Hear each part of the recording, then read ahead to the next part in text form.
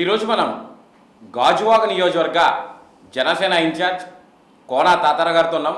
ఆయనతో మాట్లాడి జనసేన నియోజకవర్గంలో పార్టీ పరిస్థితి ఏంటి, ఓటమి చెందిన తర్వాత గాజువాకలో జన సైనికుడి ఆవేదన ఎలా ఉంది, దాన్ని తాతారావు గారు ఏ విధంగా తీసుకెళ్తున్నారు అనేది ఆయన మాటలను అడిగి తెలుసుకుందాం. సార్ నమస్తే. సార్ నమస్కారం అండి. సార్ ఇప్పుడు ఎలక్షన్ తర్వాత మీరు ఇన్ఛార్జ్ అయ్యారు కదా సార్, అక్కడి నుంచి జనసేన గాజువాక నియోజకవర్గంలో ఎలా ఉందంటే ఏం చెప్తారు సార్? గాజువాక నియోజకవర్గం అనేటువంటిది జనసేన పార్టీకి ఒక ఆస్తి లాంటిది. ఆస్తి అని ఎందుకంటారంటే ఇక్కడ కార్మికులు, మైగ్రెంట్స్ ఉపాధి కోసం వివిధ రాష్ట్రాల నుంచి, వివిధ ప్రాంతాల నుంచి వచ్చి నివాసం ఏర్పాటు చేసుకునే వాళ్ళు ఎక్కువ కాబట్టి, అండ్ రెక్కాడితేనే కానీ డొక్కరండినటువంటి ప్రజలు ఎక్కువ ఉంటారు కనుక వాళ్ళు నిజాయితీని, నీతిని ఆశిస్తారు ఎక్కువ. అది కేవలం జనసేన పార్టీ పవన్ కళ్యాణ్ గారు అందివ్వగలుగుతారు అనేటువంటి ఆశాభావం వారికి ఎక్కువ. అందుకని ఆయన పైన కాన్ఫిడెన్స్ ఎక్కువ ఉంది. అందుకు 2019 ఎన్నికల్లో కళ్యాణ్ గారు 2 మండలాలు కూడా తిరగలేదు. ఇక్కడ 3 మండలాలు ఉంటే జస్ట్ ఒక పాత గాజువాక జంక్షన్కి వచ్చి నించుంటే 58,000 ఓట్లు పైసలరుగా పోలేనాయి. ఏమిచ్చాము అవేళ? మజ్జిగ ప్యాకెట్, మంచినీళ్ళ ప్యాకెట్, ఇవి తప్ప ఏమీ లేవు. ఓటుకు 3,000, ఓటుకు 5,000 ఇస్తేనే కానీ ఓటు ఇయ్యరు అనేటువంటి సినారియో నడుస్తుంటే వివిధ రాజకీయ పార్టీలు, ప్రత్యేకంగా వైఎస్ఆర్సీపీ పార్టీ కేవలం డబ్బు అనేటువంటి దానితోనే గెలిచింది. కాబట్టి దాన్ని ఎక్కువగా ఉపయోగించుకుంటున్నప్పటికి కూడా కార్యకర్తలు ఎక్కడ కళ్యాణ్ గారి నాయకత్వం మీద అసంఖ్యమైనటువంటి నమ్మకంతో ఓటు చేశారు. తర్వాత కూడా ఎప్పటికీ అది చెరగని ముద్రలాగా, చెరగని ఆస్తిలాగా కంటిన్యూషన్లో ఉంది గాజువాక నియోజకవర్గం. అధ్యక్షులు వారు ఇక్కడ పోటీ చేశారు సాక్షాత్తు. నేను దాదాపు 3.5 దశాబ్దాల నుంచి రాజకీయ రంగంలో ఉన్నాను. వివిధ యాజిటేషన్స్ కానీ అంటే ప్రజల తాలూకు పలస తెలుసు నాయకుడిగా. నాకు దాదాపుగా గాజువాక నియోజకవర్గంలో 128,000 ఇళ్లలో, అంటే కుటుంబాల్లో ఏ ఇంట్లో ఎవరున్నారో నాకు తెలుసు. వాళ్ళు ఏ పార్టీకి చెందిన వాళ్ళో తెలుసు, వాళ్ళు ఎవరిని అభిమానిస్తారో తెలుసు, వాళ్ళ సమస్య ఏంటో తెలుసు. అందుకు పవన్ కళ్యాణ్ గారు ఈ నియోజకవర్గంలో ఉన్నటువంటి ఆస్తిని, అంటే పార్టీ ఆస్తిని, పార్టీ అభిమానుల్ని, దాన్ని ఎప్పటికీ దాన్ని పెంచాలి తప్ప దాన్ని తగ్గించే పరిస్థితి రాకూడదనేటువంటి ఆలోచనతో నన్ను ఇన్ఛార్జ్గా మళ్ళీ ఇక్కడికి పంపించారు. దాంతోపాటు నేను పొలిటికల్ అఫైర్స్ కమిటీ మెంబర్ను కూడా. సో నా అనుభవాన్ని దీనికి పార్టీకి ఉపయోగించినట్టు, పార్టీలో ఉన్నటువంటి యువరక్తం వారికి ఎప్పుడూ ఆవేశంతో పాటు ఆవేదన కూడా ఇమీడియట్గా వస్తుంది. ఈ రెండింటితో కలిపి మా నాయకుడు కంటే, మాకు దైవం కంటే మా నాయకుడే గొప్ప అనేటువంటి భావం ఎక్కువ ఉన్నటువంటిది మా జనసైనికులు ఉన్నటువంటి నియోజకవర్గం. ఇది కాలక్రమేణా 2019 నుంచి ఇప్పటి వరకు అతని పైన గెలిచినటువంటి ఒక మమ్మల్ని లోకల్ హీరో అని అంటారు, అతను అనిపించుకున్నాడు. ఎందుకంటే రియల్ హీరో వాస్తవానికి పవన్ కళ్యాణ్ గారు సినిమా యాక్టర్ అనేటువంటిది పక్కన పెడదాం. ఇక్కడ ఉన్నటువంటి ప్రజలు ఆయన సినిమా యాక్టర్గా చూడలేదు, పవర్ స్టార్గా చూడరు. అభిమానులు మట్టి పవర్ స్టార్ అంటారు. కానీ ప్రజల మట్టుకి గాజువాకలో ఆయన్ని రియల్ హీరో అంటారు. అంటే మానవతావాది అనేటువంటి కోణంలో చూస్తున్నారు జనం. అతను ఓడించబడ్డాం, ఎందుకు తప్పు చేశాం, మంచి మనిషిని వదిలేసుకున్నాం, మానవత్వం పంచగలిగే, మానవత్వం పరిమళించే మంచి మనిషిని వదులుకున్నాము అనేటువంటి ఆవేదనతో కంటిన్యూ అవుతుంది. 22 నెలల కాలం అయిపోయింది. ఆయన పైన గెలిచినటువంటి అభ్యర్థి తిప్పల నాగిరెడ్డి రియల్ హీరోని నేను గొప్ప చెప్పుకున్నాడు. ఆ రోజు డబ్బిచ్చి గెలిచి, లేదు అధికారం లేదా పోలీస్ అండ్ అండబలం, అంగబలం అన్నీ ఉపయోగించి, ప్రత్యేకంగా నాన్ లోకల్ పవన్ కళ్యాణ్ గారు మీకు కనపడరు, నేనైతే ఇక్కడే ఉంటాను రోజుకి చెప్పి గెలిచినటువంటి పెద్ద మనిషి 22 నెలల్లో అడ్రస్ కనపడకుండా ఉంది. అడ్రస్ కనపడదంటే ఎందుకంటారంటే ముందు ఇల్లు అయితే ఉంది, మనిషి అడ్రస్ కనపడట్లేదు ప్రజల్లో. మనీ సెక్టర్స్ ప్రజల్లో ఎందుకు కనపట్లేదంటే అనేకమైన సమస్యలు ఎప్పటికప్పుడు వచ్చే రోజు డే టు డే ఇష్యూస్ ఎక్కువ ఇక్కడ. అందరూ కార్మికులే కాబట్టి 3,72,000 మంది ఓటర్లలో కార్మికులు దాదాపు 92%. 92% జనాభా ఉన్నప్పుడు సమస్యలు కూడా అంతే ఉంటాయి. ఆ సమస్యలు దేని మీద ఆధారపడతాయి? వేతనం మీద, జీవనం మీద. ఈ రెండింటికి వచ్చినటువంటి సమస్యలు తీరుస్తున్నటువంటి వచ్చిన పెద్ద మనిషి తిప్పల నాగిరెడ్డి గారు ఆ సమస్యలను గాలికి వదిలేసి నిరుద్యోగ యువతని పెంచి పోషించేది. నిరుద్యోగ యువత ఒకరోజు పెరిగినటువంటి కాలక్రమంలో 2 సంవత్సరాల్లో 2 సంవత్సరాలు 22 నెలలు దాదాపుగా దాన్ని అసంతృప్తి పెరిగింది జనంలో. ఆ అసంతృప్తి పెరగటం, దానికి తగ్గట్టు ఆయన పని చేయలేకపోవటం, దాంతోపాటు ఆయన కొడుకులు సహజంగా ఎక్కడ ఏ నియోజకవర్గానికి ఒకే ఎమ్మెల్యే ఉంటారు. గాజువాక్ వచ్చేసరికి 3 ఎమ్మెల్యేలు. తండ్రి ఎమ్మెల్యేని ప్రజలు గెలిపిస్తే అతనేం చెప్పాడు, నేను కాదు ఎమ్మెల్యేని, మీకు మా అబ్బాయిలు ఎమ్మెల్యేలు 2 ఉన్నారు, వాళ్ళని చూసుకోండి జాగ్రత్తగా అంటాడు. మా అబ్బాయిలు కష్టం ఉంది బాబు అని చెప్పి ఒక సామాన్యుడు వెళ్తే, నేను కాదమ్మా ఎమ్మెల్యే అన్నట్లు మా అబ్బాయిలు ఉన్నారు, పెద్దోడినో చిన్నోడినో కలవండి అంటారు. పెద్దోడో చిన్నోడిని కలవాలంటే వాళ్ళ అపాయింట్మెంట్ తీసుకోవడానికి 48 గంటలు పడుతుంది. 48 గంటలు బట్టి లోపు ఈ హాస్పిటల్ కానీ తీవ్రమైనటువంటి అనారోగ్యంతో సమస్య వచ్చి ప్రభుత్వ వైద్యం కావాలని వెళ్ళిన వ్యక్తి 48 గంటలు ఉండగలడా? మాది గాలిలో పోతున్నాడు ప్రాణం కలిసే లోపే. అంటే అది ఎగ్జాంపుల్. జీవనం వస్తుందని చెప్పేసి ఎన్నో ఏళ్ళుగా ఇక్కడ ఉన్నటువంటి కర్మాగారాల్లో గెలిస్తే వస్తుందంటే గెలిచి 22 నెలలైనా 22 మందికి కూడా ఉపాధి లేకుండా పోయింది. ఉపాధి కల్పించడంలో వైఫల్యం చెంది ఈ ప్రాంతం అంతా స్టీల్ ప్లాంట్ పైన ఆధారపడింది. స్టీల్ ప్లాంట్ పైన ఆధారపడినటువంటి ఒక పద్ధతి అయితే, ఇంకో పక్క గంగవరం పోర్ట్ ఉంది, మరొక పక్క ఫార్మా ఇండస్ట్రీస్ ఉన్నాయి, ఆటో నగర్స్. అనేక పరిశ్రమల మధ్యలో ధూళి దుబ్బుతో బతుకుతున్నటువంటి జనం ఎక్కువ ఉంటే, మరొక పక్క ఇంజనీరింగ్ చదివి డిగ్రీ పట్టా చేత పట్టుకొని గాజువాక నడిబొడ్డున తెల్లారి 8 గంటల నుంచి 10 గంటల వరకు మనం చూస్తే వేలాది మందికి మనకు కనపడతారు. వాళ్ళు చూస్తుంటే మనకి కడుపులో ఆకలి కనపడుతుంది. అలాంటి సమస్యలు పరిష్కరించాలని వస్తున్న పెద్ద మనిషి ఎమ్మెల్యే తిప్పల నాగిరెడ్డి ఇక్కడ నేను కాదు మా కొడుకులు ఎమ్మెల్యేలు అనే పరిస్థితికి వస్తే మరి ఎవరు చూస్తారు? అధికారులు పక్క వాళ్ళు ఏం చెప్తారు, పిల్లలు ఏం చెప్తే అదే చేస్తూ ఉంటారు. ప్రజాస్వామ్యాన్ని విలువలు లేకుండా దాన్ని పక్కన పడేశారు. ప్రజాస్వామ్యంలో ప్రభుత్వం ఉందా అంటామంటే అది లేదు, రాష్ట్రంలో లేదు, ఇక్కడ ఎందుకు వస్తుంది? రాష్ట్రంలో లేదు కాబట్టి గాజువాకలు ఉంటుందని మనం ఆశించకూడదు. అసలు రాష్ట్రంలో జరిగేదే అరాచకత్వం. ప్రజాస్వామ్యానికి అడ్రస్ గెలవద్దనే పరిస్థితులు అడుగుతూ ఉన్నాయి. దానికి నిదర్శనం ఎన్నికలే. ఎన్నికల కమిషన్ సంవత్సరం పాటు కోర్టులలో న్యాయస్థానాల్లో, తర్వాత ప్రభుత్వం తలకు ఆస్తులు ఎక్కువ ఉన్నటువంటి ప్రాంతం గాజువాక. ప్రభుత్వ ఆస్తులు అంటే వేకెంట్ ల్యాండ్స్, అవి భవిష్యత్తులో పరిశ్రమలు వస్తే ఇంకా ప్రజలకు ఉపాధి కలుగుతుందని 30-40 ఏళ్ల క్రితం భూసేకరణ చేసి ఉంచేసి ఉన్నాయి. ఆ భూములు చూసి విజయసాయిరెడ్డి గారు స్థానికంగా సీఎం అనాలో అనకూడదు, కానీ ఆయనే విశాఖపట్నానికి సీఎం కాబట్టి, అంటే వాస్తవానికి రాజ్యసభ మెంబరు రాజ్యసభలో పెద్దగా కనపడ్డు. విశాఖపట్నంలో భూములు ఎక్కడున్నాయో అట్లా నిలకడంలో బాగా కనపడతాడు. ఆ భూములు కనపడేటప్పుడు ఆయనకు నేరుగా రాజ్యసభలో ప్రశ్న అడిగి ఇక్కడ ఉపాధి లేకుండా ఉన్నటువంటి గాజువాక ప్రజలకో లేదా విశాఖ ప్రజలకో ఏ విధంగా ఉపాధి కల్పిస్తారని కార్మిక శాఖ మంత్రులను, లేదంటే పబ్లిక్ హెల్త్ మీదో లేదా వైద్య ఆరోగ్య రంగం పైన, ఎడ్యుకేషన్ పైన వాడు చేయాల్సిన పని చేయటం. భూములు ఎక్కడున్నాయి, భూములు ఖాళీ ఎక్కడున్నాయి, అవి మనకి ఏ పద్ధతిలో మనం ఉపయోగించుకుంటే బాగుంటాయి, లేదంటే వాటి స్టేటస్ ఏంటి అని అధికారులకు పూర్తి పని చెప్తాడు. ఆ పనిలో ఉంటాడు ఆయన. సో ఆ వైఫల్యం పక్క చెందుతుంటే జనసేన పార్టీ బలంగా ఎదుగుతుంది.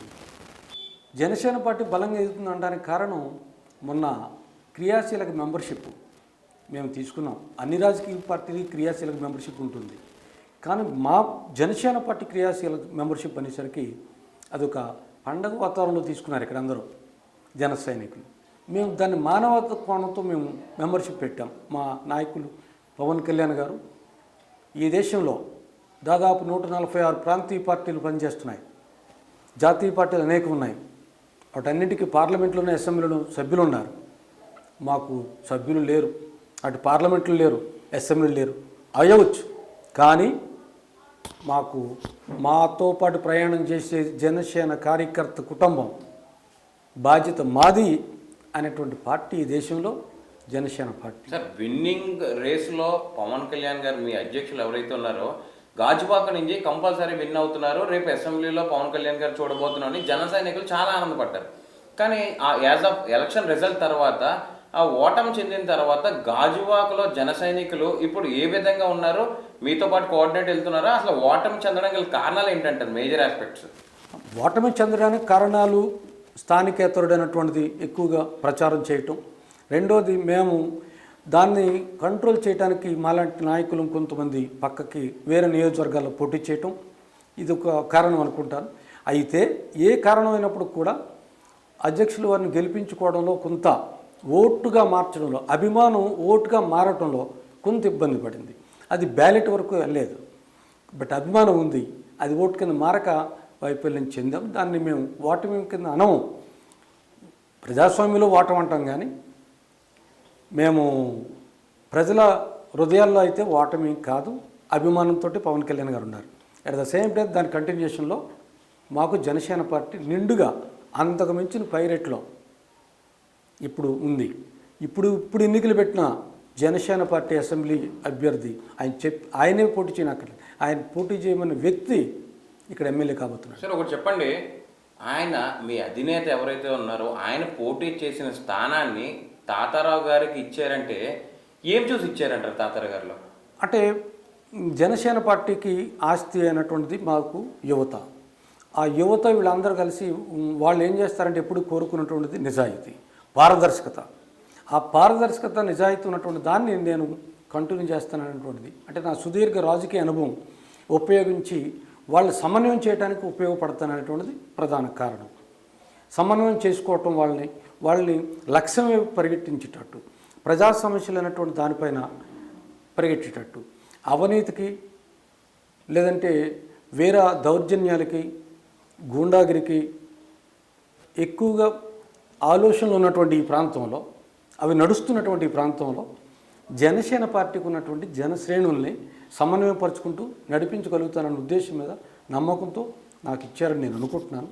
దాంట్లో భాగంగా నేను కంటిన్యూ చేస్తున్నాను. అందుకనే ఇక్కడ రాష్ట్రంలో అత్యధికంగా మెంబర్షిప్ జనసేన పార్టీకి మనం చేయడం జరిగింది.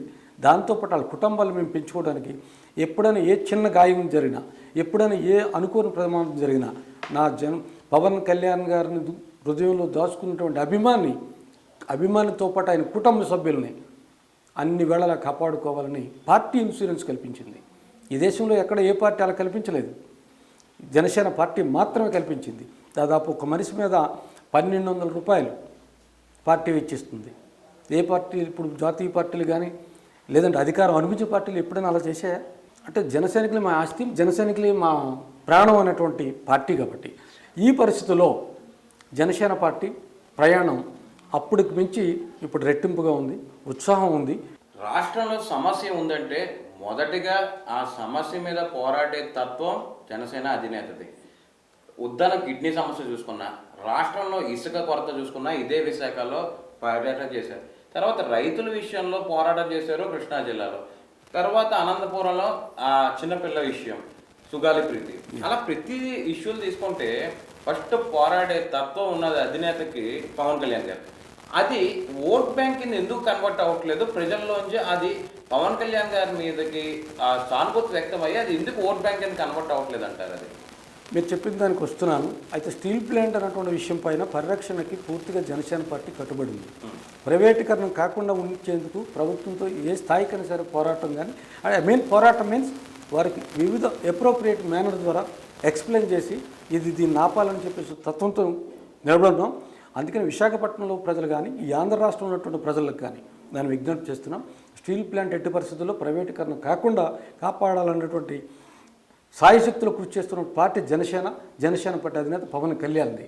దాన్ని కంటిన్యూ చేస్తాం. ఎట్టి పరిస్థితులు ఈ స్టీల్ ప్లాంటు ప్రభుత్వ రంగంలోనే పనిచేస్తుంది. అవసరమైతే దానికి కావాల్సినటువంటి ప్రత్యామ్నాయ మార్గాలు, ప్రభుత్వ రంగంలో పనిచేయడానికి కావాల్సినటువంటి సహాయం చేయటానికి కేంద్ర ప్రభుత్వం అభ్యర్థించో పరిశీలనలో ఉంది. అది అవుతుందని అటువంటి నమ్మకం ఆ సభ మాకుంది.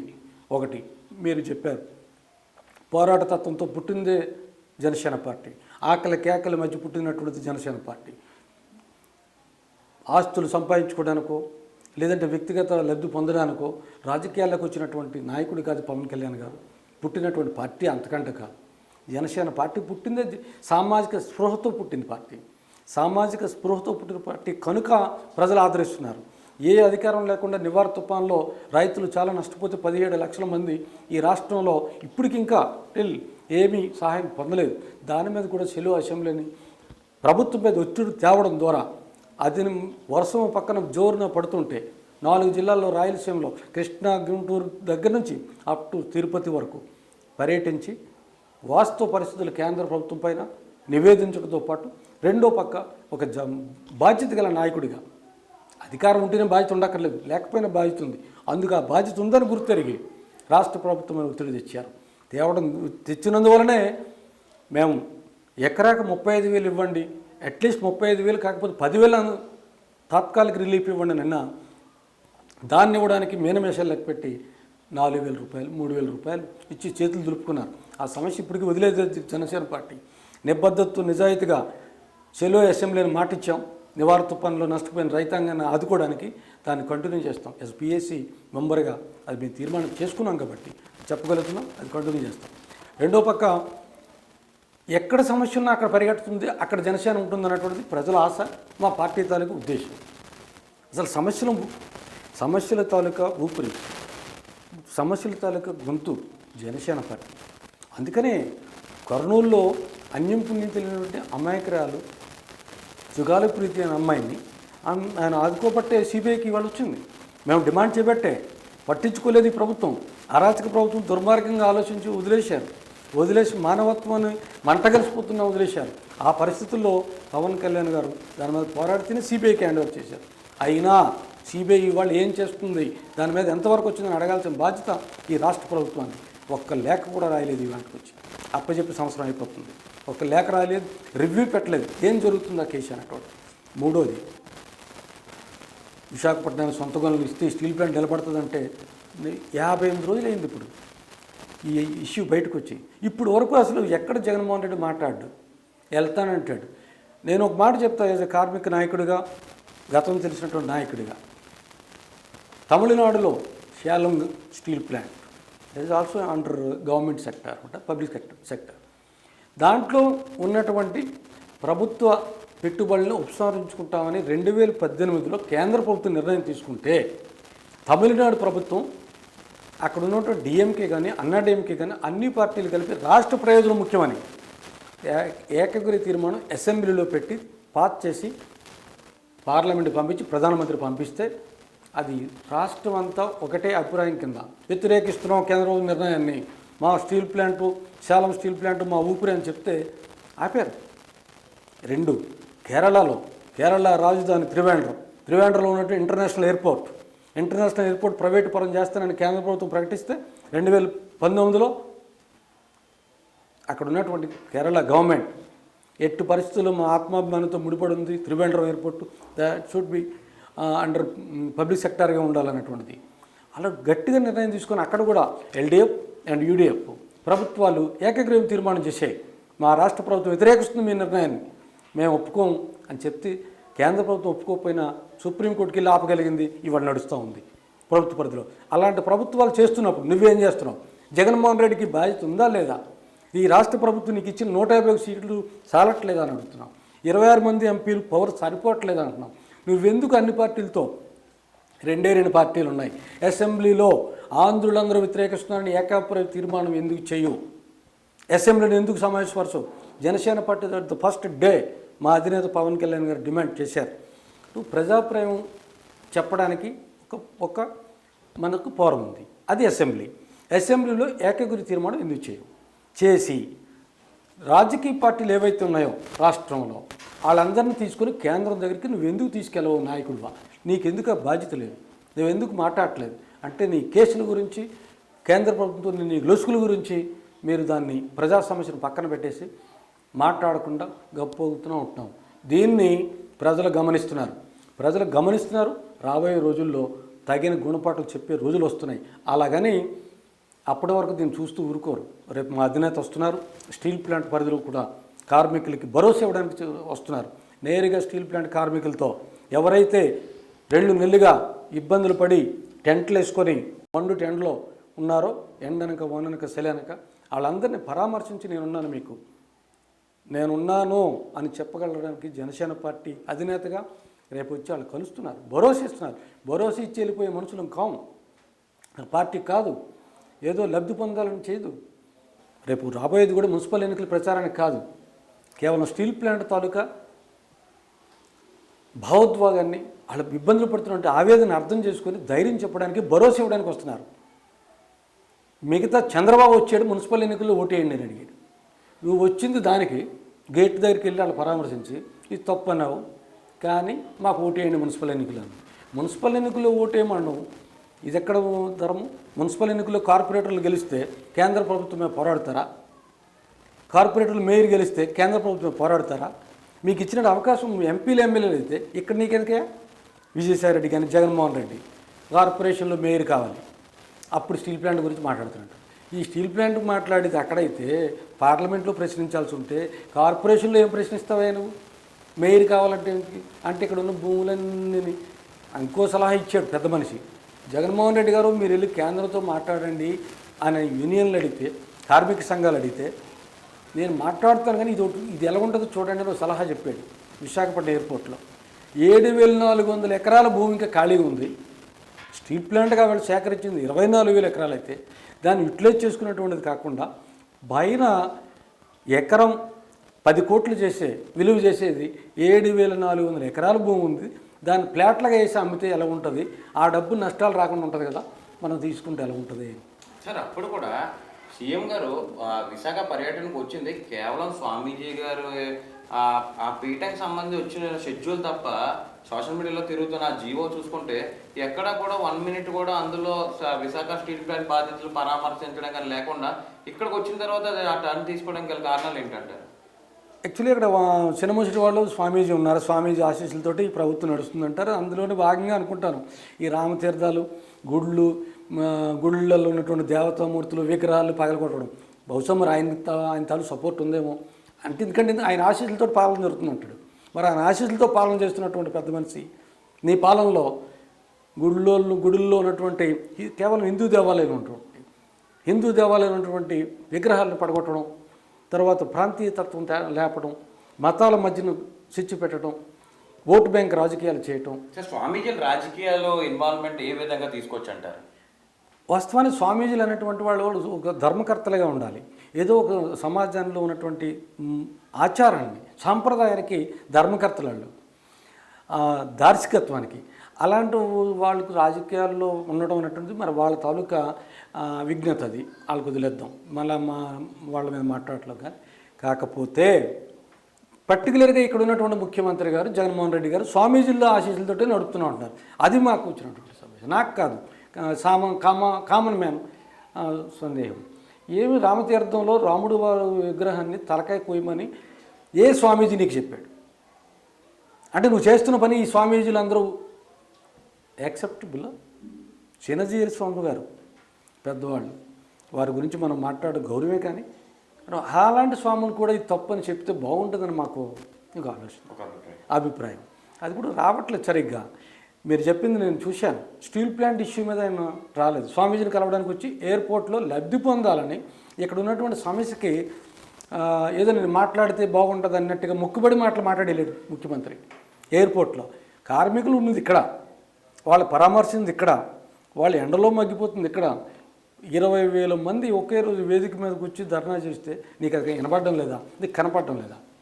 నీకు కనపడేది ఎంతసేపు 7,400 ఎకరాలు ఖాళీ ఉంది, అది అమ్మేస్తే ఎంత బాగుంటుంది అంటావు.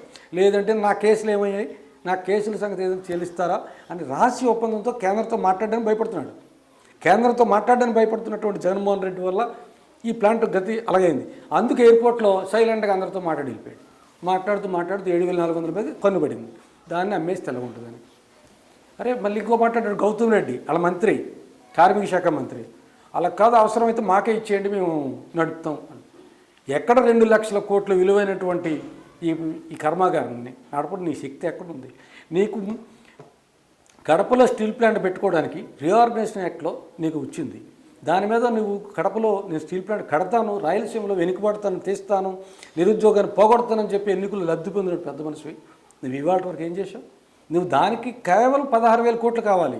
16,000 కోట్లు పెట్టలేనోడివి, నువ్వు సమీకరించలేనోడివి, అంత శక్తి లేనోడివి 2 లక్షల కోట్ల రూపాయలు ఖరీదు చేసేటువంటి పరిశ్రమ నడుపుతారా? ఏంటది అందులో మార్గం? అంటే దాంట్లో వాటాలు తీసుకుందామనా? ఇందులో వాటాలు తీసుకోవడం ద్వారా కారు చీకట్లో మభ్యపెట్టి కారు చీకట్లోనూ రహస్య ఒప్పందాలు ఇవి జరిగినాయి. రహస్య ఒప్పందం జరగకపోతే క్లియర్గా స్టీల్ శాఖ మంత్రి అంటే ఉక్కు శాఖ మంత్రి పార్లమెంట్లో ప్రశ్న ఏమీ తెలియనట్టు రాత్రి దొంగతనం చేసి పొద్దుట కంప్లైంట్ ఇస్తాడు. అతను అలాంటి వ్యక్తి విజయసాయిరెడ్డి తెల్లారి పార్లమెంట్లో క్వశ్చన్ అడుగుతున్నాడు. చేసి ఏమీ తెలియనట్టుగా స్టీల్ ప్లాంట్ ఏమిటండి, ఏదో ప్రైవేటీకరణ చేయబోతున్నారా ఎవరికైనా? ఆ స్టీల్ ఉక్కు శాఖ మంత్రి సమాధానం చూస్తే భారతీయులందరూ తెలుగువారైతే పర్టికులర్గా ఈ డొల్లతనం వైసీపీకి ఉన్నటువంటి దొంగతనం రహస్యం బయట కనబడిపోయింది. ఆయన ఏం చెప్పాడు? ఏం విజయసాయిరెడ్డి గారు మీకు కనపడలేదా? మీ ముఖ్యమంత్రి గారితో సౌత్ కొరియా నుంచి వచ్చినటువంటి పోస్కో అధికారులు కానీ వాళ్ళందరూ కలిసిన మాట వాస్తవా కాదా? మిమ్మల్ని కలిసినట్టు మీరే కదా రిపోర్ట్ ఇచ్చారు. మీరు 2020లో ఆగస్టులో మీరు ఎన్ఓసి ఇచ్చిన వాస్తవం కాదా? రాష్ట్ర ప్రభుత్వం ఎన్ఓసి ఇచ్చిన మాట వాస్తవం కాదా?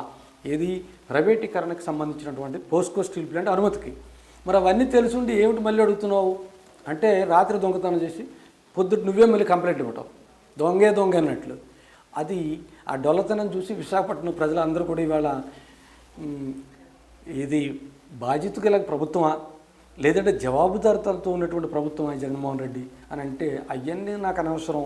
నాకు కావాల్సింది మత రాజకీయాలు, కుల రాజకీయాలు, ప్రాంతాల మధ్య కులాల మధ్య విభేదాలు పెట్టి దాని ద్వారా లబ్ధి పొంది ఓట్లు పొందాలనుకునేటువంటిది. ప్రజల సొమ్ము, మీ బాబు సొమ్ము, మీ నాన్నగారి సొమ్మ.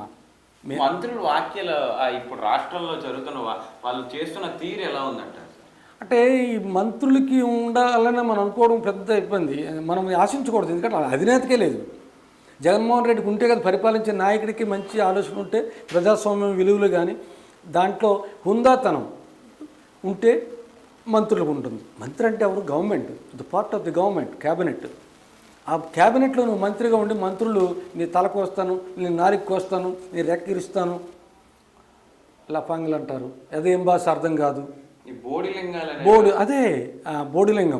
బోడిలింగం అనేసరికి అదేం భాష వచ్చిందో మరి ఆయనకి. అంటే అంతకంటే మంచి భాష రాదు. లారీ క్లీనరు మంత్రి అయితే మంత్రిగా వచ్చిందని చెప్పి దాన్ని ప్రజలకు ఉపయోగించి దాన్ని బాగుండాలని కోరుకుంటారు జనం ఎవరైనా. కానీ నాకు వచ్చిందే పెద్ద కుక్కని సింహాసనం ఎక్కిస్తే అక్కడ కూడా అరుస్తూనే ఉంటుంది. సింహాసనం ఎక్కి జాగ్రత్తగా చూడాలి, కాపలా కాయాలని చెప్తే కుక్క బాగుబాబుని మీద అరవడం మొదలెట్టింది. అలాగా మీకు ఇచ్చినటువంటి ఔన్నత్యం, గౌరవం క్యాబినెట్ మంత్రిగా ఆ మంత్రులకు అలాంటి ఆలోచన లేదు. కారణం ఏంటంటే వాళ్ళ అధినేతకు లేదు. వాళ్ళ అధినేత మాట్లాడకుండా సైలెంట్గా కూర్చుంటాడు. నువ్వు అలా మాట్లాడు, నువ్వు ఇలా మాట్లాడితే తప్పే ఉందంటాడు. చివరికి న్యాయవాదులుగా హైకోర్టు న్యాయవాదులు వాళ్ళ మీద కూడా కామెంట్స్. ఏం కామెంట్స్ అంటే న్యాయస్థానం మీద కూడా గౌరవం లేదు. పడితే ఎక్కడికి వెళ్తున్నాం మనం? ప్రజాస్వామ్యంలో ఉన్నామా లేదంటే పాకిస్తాన్లో ఉన్నామా? సార్ 2019 ఎలక్షన్స్ తీసుకుంటే మన పార్టీకి వచ్చిన ఓట్ బ్యాంక్ శాతం చూసుకుంటే రాష్ట్రం మొత్తంలో పరిగణించుకుంటే 6% ఓట్ బ్యాంక్ వచ్చింది. అది కొన్ని మిత్రపక్ష ధర్మాల్లో ఇతరులకి సీట్లు ఇవ్వడం. ఇప్పుడు పంచాయతీ ఎలక్షన్స్ చూసుకుంటే సార్ ఎక్కడైతే ఇన్ఛార్జీలు వేరే పార్టీ వాళ్ళు పోటీ చేశారో అక్కడ కొంత జనసేన ఇన్ఛార్జీలు ఎవరైతే ఉన్నారో కొంచెం ఇన్యాక్టివ్గా ఉండొచ్చు. కానీ క్యాడర్ ఎక్కడ మిస్ అవ్వలేదు. ఆ 6%ని 27% ఆఫ్ ద ఓట్ బ్యాంక్ని తీసుకెళ్ళింది పంచాయతీ ఎలక్షన్స్లో జనసేన పార్టీ. ఆ పర్సంటేజ్ చూసుకున్నప్పుడు, ఆ గ్రాస్ చూసినప్పుడు మీకు ఏమనిపించింది సార్? కరెక్ట్ క్వశ్చన్ అడిగారు. ప్రజల్లో కూడా అదే ఉంది. వివిధ రాజకీయ పార్టీల్లో 22 నెలల కాలంలో 22% ప్రజాభిప్రాయం పొందినటువంటి పార్టీ రాష్ట్రంలో దేశంలోనే ఎక్కడా కనపడదు. 6% నుంచి 6% ఓట్లు ఉన్నప్పటికీ అధికారం లేదు, ఏమీ లేదు. 6% పడ్డాయి. 22 నెలల కాలం అయిపోయింది. 22 నెలల కాలంలో అనేక ఆటుపోట్లు గురైనటువంటి ఇబ్బందులు ఎన్నో ఉన్నప్పటికి కూడా వాటన్నిటిని పక్కన పెట్టి ఎదుర్కొంటూ ఇన్ఛార్జీలు కూడా లేకుండా అనేక నియోజకవర్గాలకి కేవలం 60-70 నియోజకవర్గాలకి ఇన్ఛార్జ్ ఉన్నారు, మిగతా దగ్గర లేరు. మేము అయినా ఇన్ఛార్జి కాదు, ఉన్నా లేకపోయినా మేము ఉన్నాం అనేటువంటిది కార్యకర్తలు అంటే కార్యకర్తలను ఇతర పార్టీలు అయితే కార్యకర్తలు అంటారు, వాళ్ళకి భావాలు వేరే ఉంటాయి. మేము సైనికులు అంటాం. సైనికులు ఎందుకంటామంటే దేశాన్ని కాపాడే మనిషికి సైనికుడికి ఏ తత్వం అయితే ఉంటుందో భారతీయత, జాతీయత, మాకు సైనికుడికి కూడా అంతే నిబద్ధత, అంతే జాతీయత, అంతే భావం, చిత్తశుద్ధి. కాబట్టి మా జన సైనికులే మా నాయకులు. వాళ్ళే నాయకులుగా మారి పోరాడి 22% పెంచగలిగారు. అది ఇవాళ రాష్ట్రంలో దేశంలో చర్చిస్తున్నారు. ఎందుకు ఈ జనసేన పార్టీకి పవన్ కళ్యాణ్ గారికి ఎక్కడా అధికారం లేదు, ఒక ఎమ్మెల్యే లేడు, ఉన్నోడు ఎక్కడ పోయాడు తెలియదు, ఎక్కడ పార్లమెంట్గా ఇంకోదాని ఎక్కడ అధికారం లేవు. ఆయన నియోజకవర్గంలో కూడా ఉన్న మీ ఎమ్మెల్యే నియోజకవర్గంలో కూడా జనసేన అనేది వినికిడి చాలా గట్టిగా వినిపించారు జన సైనికులు. అంటే దీన్ని జన సైనికులు వినిపించడం ఒకటే కాకుండా అక్కడ ప్రజలు తీర్పిచ్చారు. ఇలాంటి రాజకీయ నాయకుల్ని నమ్మకూడదు, ఇలాంటి రాజకీయాలు చేస్తున్నటువంటి నాయకులను ప్రోత్సహించినటువంటి పార్టీల్ని పారద్రోలాలనేది మార్పు వస్తుంది. ఆ మార్పులో భావమే రాజోల్లో అతనికి 96% ఎగనిస్ట్గా వచ్చింది. 96% 22 నెలల తర్వాత ఎగనిస్ట్ వచ్చిందంటే కారణం అది ఒకటే కాకుండా ఈ రాష్ట్రంలో అనేక ప్రాంతాల్లో అనేక ఆటుపోట్లు పట్టుకొని భయభ్రాంతులు చేసిన అధికార పార్టీ భయింపించి మిమ్మల్ని చంపేస్తాం, మీ ఆస్తులు తీసుకుంటాం అన్నీ చేసిన దశాబ్దాల తరబడి చరిత్ర ఉన్నటువంటి తెలుగుదేశం పార్టీ నిలబడలేకపోతుంది. కానీ దశాబ్దం కాదు కదా, మాకున్నటువంటి ఏ అవకాశం లేనటువంటి కేవలం జన సైన్యం, జనసేన గొంతు, బలమైనటువంటి ఒక ఆలోచన విధానం, భావజాలం, పవన్ కళ్యాణ్ గారి నాయకత్వం అనే మాట మీద మేము 22% పెంచుకోగలిగాం. అంటే 28% వచ్చాం. దీన్ని జాతీయ స్థాయిలో రాజకీయ విశ్లేషకులు ఏ కోణానికి దారితీస్తుందని అన్నప్పుడు మొన్న మేము చూశాను. నేను కూడా లెటర్ రాశాను ఢిల్లీకి, ఒక నా మిత్రుడు ఉంటే. దిస్ ఈజ్ అంటే మనం దీన్ని మార్పు అనుకోవచ్చు. ఈ దేశంలో సొసైటీలో రాబోయే రోజుల్లో ఇది మార్పు అని అనుకుంటున్నాం. ఇంత వేగంగా వస్తుంది కాబట్టి మార్పుని మేము ఆస్వాదిస్తున్నాం. చివరిగా రాష్ట్రంలో మీకు బీజేపీకి ఆ ఎలియన్స్ ఎలా నడుస్తుందంటారు? రాష్ట్రంలో బీజేపీ జనసేన పార్టీ అనేది వాళ్ళు జనసేన పార్టీ బీజేపీతో కలవడాన్ని పెద్ద ఇది పవిత్ర బంధం అంటాం. అంటే నేను ఎందుకు అడిగానంటే సార్, ఇప్పుడు పవన్ కళ్యాణ్ గారు 1-2 ప్రెస్ మీట్లు అన్నారు, నాకు కేంద్రంతో, కేంద్ర పెద్దలతో చాలా సఖ్యత ఉంది, వాళ్ళు నాకంటూ ఒక వాల్యూ ఇస్తున్నారు, అది నేను చెప్పింది వాళ్ళు ఆచితూచి ప్రతిదీ ఇంప్లిమెంట్ చేస్తున్నారు, అది ఇక్కడ ఎందుకు అవ్వట్లేదు అనేది ఒక క్వశ్చన్ మార్క్గా ఒక ప్రెస్ మీట్లో ఇక్కడ చెప్పడం జరిగింది. మీ క్వశ్చన్ కరెక్ట్. అది అంటే కేంద్రంలో చాలా ప్రాంతీయ పార్టీలు కలుపుకోవడం, ప్రాంతీయ పార్టీలు కేంద్రంతో కలుస్తామని, భారతీయ జనతా పార్టీ కలుస్తామని వాళ్ళంతరాలు ముందుకెళ్తుంటే వాళ్ళు పక్కన పెట్టి ఒక్క సీటు లేనటువంటి పవన్ కళ్యాణ్ గారిని, జనసేన పార్టీని బీజేపీ, నరేంద్ర మోదీ గారు బీజేపీ ఆహ్వానించింది. దాని మేరకు గౌరవాన్ని జనసేన పార్టీకి ఉన్నటువంటి ఇమేజ్, దాని పార్టీ అధినేతకు ఉన్నటువంటి ఆలోచన విధానం వాళ్ళకి నచ్చింది కాబట్టి అన్కండిషనల్గానే ఇద్దరి మధ్య ఒక పవిత్ర బంధం ఏర్పడింది. దాని పేరు పవిత్ర బంధం అనుకుంటాం. పవిత్రంగా ఉన్నంతకాలం బాగుంటుంది అది. దాని మీద పవన్ కళ్యాణ్ గారు చెప్పే విధానాలతో కేంద్ర ప్రభుత్వంలో చాలా కీలకమైనటువంటి తీర్పులు కూడా వచ్చినాయి, నిర్ణయాలు కూడా వచ్చినాయి. ఉదాహరణ మనకి విద్యా విధానంలో అది చెప్పిందే వచ్చింది. వాళ్ళు అనౌన్స్ చేశారు కేంద్ర విద్యాశాఖ, మానవ వనరుల శాఖ మంత్రి. అలాగే భాష విధానం మీద ఏ భాష ఉండాలి, ఇంగ్లీష్ కంపల్సరీ చేస్తామా లేదా తెలుగు కంపల్సరీ, దాని మీద ఒక మాట చెప్పాం, మాతృభాషను కంపల్సరీ, దాని మీద కూడా కేంద్రం నిర్ణయం తీసుకుంది. అంటే మేము ఏమంటామంటే మా ఆలోచన దగ్గరగా ఉంది కాబట్టి మమ్మల్ని గౌరవిస్తున్నారు, మేము వాళ్ళకి గౌరవించుకున్నంతకాలం బాగుంటుంది. ఇంకొకటి ఉంది, ఆవేదన అవుతుంది. కేంద్రంలో మా నాయకుడు పవన్ కళ్యాణ్ గారికి అమితమైనటువంటి గౌరవం ఇస్తుంది అన్ని స్థాయిలో. ప్రధానమంత్రి నరేంద్ర మోదీ గారి దగ్గర నుంచి నిర్మలా సీతారామన్ గారు, లేదా అమిత్ షా దగ్గర నుంచి జేపీ నడ్డా వరకు, రాష్ట్రం నుంచి వెళ్ళేటువంటి జాతీయ నాయకుల వరకు. కానీ రాష్ట్రానికి వచ్చేసరికి చిన్న క్యారీ కావట్లేదు. అక్కడ ఏం జరుగుతుంది, ఇక్కడికి ఎందుకు ఇక్కడో మాట అక్కడో మాట అనేటువంటిది అక్కడక్కడ వినిపించింది. దానికి పెద్దగా ప్రాముఖ్యత లేదు. ఎందుకంటే మనం ముందు ప్రయాణం ఒక రోజుకో 2 రోజుకో అనుకొని కలుపుకుంది కాదు కాబట్టి, ఈ ప్రయాణం ఎక్కువ కాలం కావాలి కాబట్టి చిన్న చిన్న అట్లాంటివి ఉన్న మార్పులు చేసుకొని సరిదిద్దుకొని ముందుకు పోదామని అనుకుంటున్నాం. అలాగే జరుగుద్దని నా ఆశాభావం. మళ్ళీ టీడీపీ వచ్చి మిమ్మల్ని ఆహ్వానిస్తే కలిసి ఛాన్సెస్ ఏమైనా ఉన్నాయంటారా? ఇది ఇప్పుడు క్వశ్చన్ దానికి ఆన్సర్ పెద్దగా ఈ టైం కాదు. అలాగని మాతో ఎవరైనా కలవాలి తప్ప మేము కలిసి స్థాయిలో లేము. ఒకనాడు పరిస్థితి వేరు, ఈరోజు పరిస్థితి వేరు. ఇవాళ మేము 28 ఇప్పుడు మేమే అనుకున్నాం. ఇప్పుడు రూరల్లో మాకు 25% ఓటు బ్యాంక్ ఉందంటే మేము పెద్ద పార్టీని, మేము పెద్ద పార్టీగా అవతరిస్తున్నాం. మేము ఎప్పుడు ఎన్నికలు వచ్చినా 28 నుంచి 40కి వెళ్తాం. 40 వస్తే మాకు చాలు. 40% ప్రజలు మమ్మల్ని ఆదరించే పరిస్థితి కనపడుతుంది మాకు ఆశాభావం. అలాంటి మాతో కలవాలి తప్ప ఎవడన్నా మేము ఎవరితో కలవాల్సిన అవసరం ఉందని నేను అనుకున్నా. ఆ అవసరం మాకు లేదు. మాకు మేముగా పరిపాలన, ఎందుకంటే మా అధినేత తాలూకు ఆలోచన తగ్గట్టు మేము పాలన చేయాలనుకుంటున్నాం కాబట్టి వేరే వాళ్ళతో ఆలోచనతో ముడిపట్టుకోలేము. అందుకనే రాష్ట్రంలో బీజేపీతో ఉన్నప్పుడు కూడా కేంద్రంలో ఉన్నటువంటి నరేంద్ర మోదీ గారి నాయకత్వం మీరు ఏ రకంగా వెళ్తుందో రాష్ట్రంలో మాత్రం పవన్ కళ్యాణ్ గారి నాయకత్వం మీదే నడవాలి, ప్రజలకు సేవ చేయాలి, పరిపాలన ఉండాలి అన్నటువంటి ఆలోచన వెళ్తున్నాం. అలాంటప్పుడు మాతో వచ్చే పార్టీలకి ఆ అర్హతను పార్టీలు రావాలనిపిస్తాయి. ఆ అర్హత ఉన్నాయా లేవా తెలియదు. ఎందుకంటే కుటుంబ పాలన, ఆక్రమార్జన పాలన రెండూ నడుస్తున్నటువంటి టైంలో అవి మాకు సూట్ అవుతాయా? అవి సూట్ అవకే కదా పక్కకు వచ్చాం. ఏమి అధికారం అనుభవించుకుంటే పక్కకు వచ్చేసింది మా అధినాయకుడు.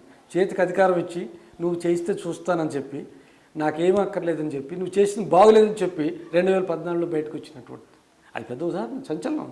అందుకని అది జనసేన పార్టీకే సాధ్యం, పవన్ కళ్యాణ్ గారికి సాధ్యం. మన న్యూస్ జన న్యూస్ అంటే జనం హృదయాల నుంచి వాళ్ళ ఆలోచనకి నిజరూపంగా మాట్లాడే మన న్యూస్ని ప్రజలు ఆదరిస్తున్నారంటే ఎందుకు ఆదరిస్తారు? నిజాన్ని నిర్భయంగా చెప్పగలుగుతాం. నిజాన్ని నిర్భయంగా చెప్తున్నప్పుడు ఆదరించాలి. దానికి రాజకీయ పార్టీలతో కానీ, లేదంటే ఎవరు నడుపుతున్నారనేటువంటిది కానీ, లేదా ఇంకెవరితో ఆధీనంలో ఉందనేటువంటిది ఎవరు చూడరు. ఇలాంటివి ఉన్నంతసేపు ప్రజాస్వామ్యానికి పట్టుకొమ్మలు ఇవి. ప్రజాస్వామ్యానికి పట్టుకొమ్మలు ఉండాలి, ప్రతిరూపంగా ఉండాలంటే నిజమైనటువంటి మన న్యూస్ లాంటి ఛానల్స్ పనిచేయాలి, న్యూస్ రావాలి. దీన్ని మన అందరం కూడా మన న్యూస్ని మనం ప్రేమిద్దాం, మన న్యూస్ని మనం ఆదరిద్దాం. 10 మందికి ఇది ఆదర్శం కావాలంటుంది. మనసేన అనేటువంటిది, మనసేన జనసేన హృదయం నుంచి వచ్చినటువంటి భావసేన. అందువల్ల చాలా సంతోషం. Thank you very much. Manasena ఇది నిజమైన సేన, భావజాలంతో వచ్చినటువంటి సేన. దీన్ని మనం సబ్స్క్రైబ్ చేయాలి. అందరూ please subscribe Manasena news channel, Manasena news. ఇది అందరికి కావాల్సింది, అందరు హృదయాల నుంచి వెలువడుతున్నటువంటి నిజమైన ఛానల్. Please subscribe.